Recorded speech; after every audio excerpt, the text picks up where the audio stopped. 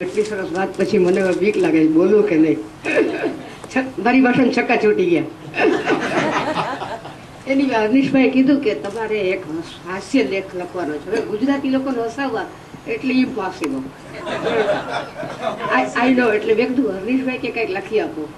એટલે આપણે બધા અમેરિકામાં છે ને ખરખારામાં જઈએ રે, કોઈને બધું ફ્યુનરલ હોય, આમ હોય તેમ હોય, તો જેટલી વાર હું જાઉં એટલી વાર મારો ગોટો થયો છે. એટલે એ દરેક ગોટાના મેં વાત લખી જાવ. એટલે આમ કે મૃત્યુની વાત છે પણ હસવાની છે.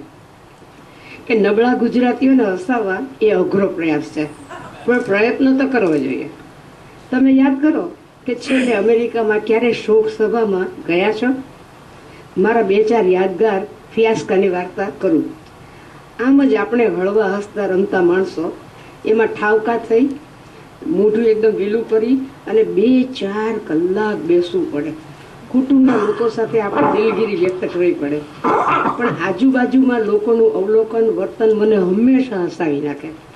આમ પહેલેથી વથરાવડી તો મેલી, એમાં ભારે પ્રસંગ, આબરૂના કાંકરા બોલે બોલે ને બોલે.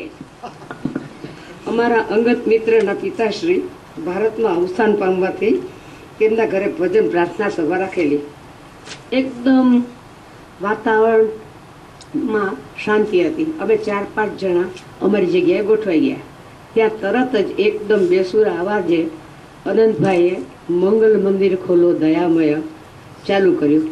એક અંદરની વાત કરવી પડશે કે અનંતભાઈ નાના હતા ને, સ્કૂલમાં સંગીતની પરીક્ષામાં મંગલ મંદિર ગાયું ત્યારે એમના શિક્ષક પોકે રડી પડેલા.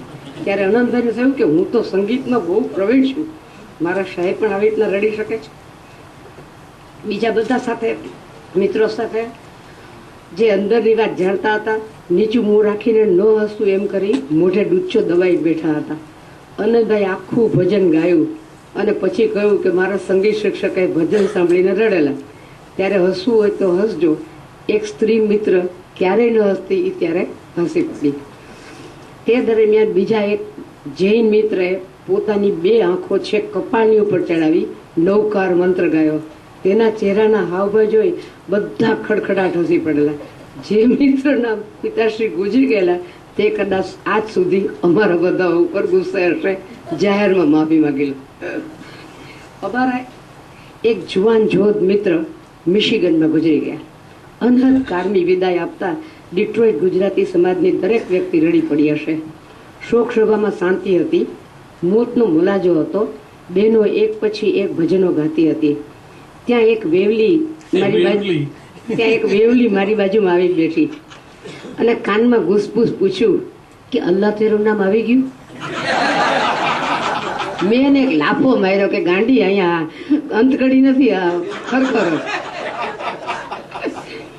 ગયા વર્ષે એક પછી એક ધડાધડ અમારા 3-4 સ્વજનોએ વિદાય લીધી. એક અઠવાડિયામાં બધે જ હાજરી આપી હૈયું ભારે ખામ થઈ ગયેલું. દરેક જગ્યાએ આપણો જુવાન, મારા દીકરાનો દોસ્તાર વ્યવસ્થામાં મુખ્ય ભાજ ભજવતો દેખાય. છેલ્લા ફ્યુનરલમાં આ જુવાન બરાબર મારી બાજુમાં બેઠેલો. ઔપચારિક વાતો કરતા અમે બંને બેઠેલા.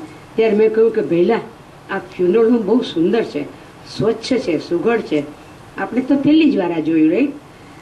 એણે મારી બાજુમાં આવીને કહ્યું કે સુચી આંટી, તમે મરી જાઓ ને તો આ ફ્યુનરલ હોમ નાનું પડે, આપણે તો લેસ દેલનું જ રાખવું પડે.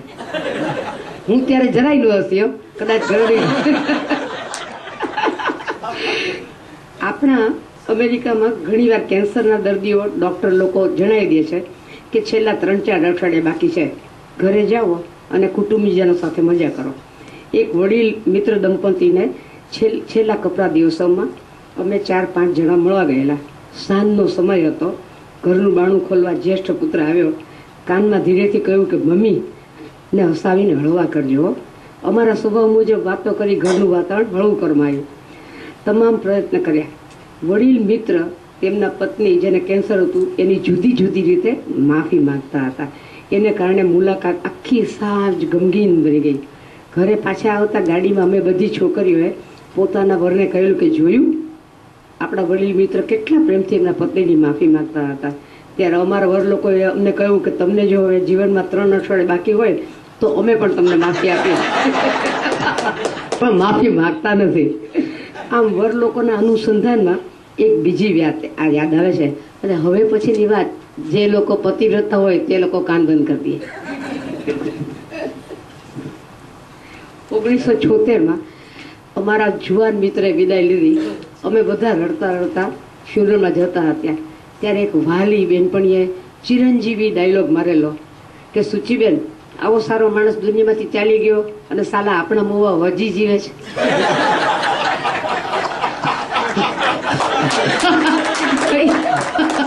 અહીંયા પાઠ રુદનમાં હસવું આવી ગયું હતું.